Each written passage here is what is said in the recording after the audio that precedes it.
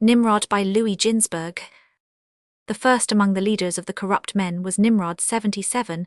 His father Cush had married his mother at an advanced age, and Nimrod, the offspring of this belated union, was particularly dear to him as the son of his old age. He gave him the clothes made of skins with which God had furnished Adam and Eve at the time of their leaving paradise. Cush himself had gained possession of them through Ham. From Adam and Eve they had descended to Enoch, and from him to Methuselah and to Noah, and the last had taken them with him into the ark.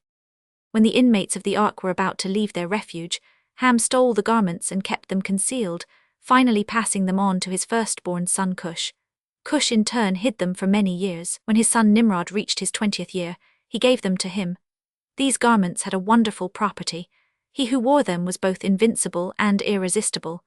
The beasts and birds of the woods fell down before Nimrod as soon as they caught sight of him arrayed in them, 79, and he was equally victorious in his combats with men. The source of his unconquerable strength was not known to them.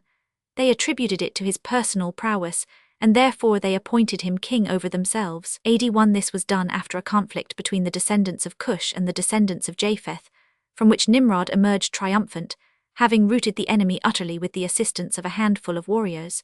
He chose Shinar as his capital.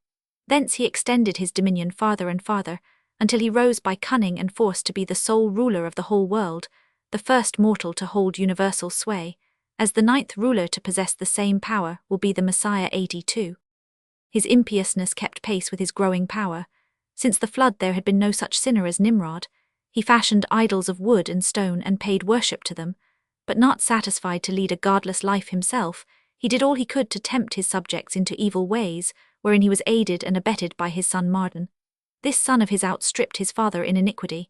It was their time and their life that gave rise to the proverb, "Out of the wicked cometh forth wickedness."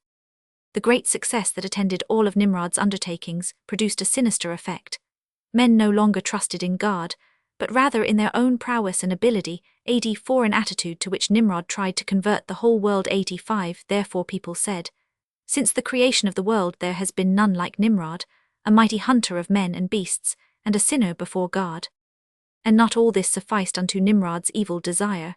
Not enough that he turned men away from God, he did all he could to make them pay divine honors unto himself.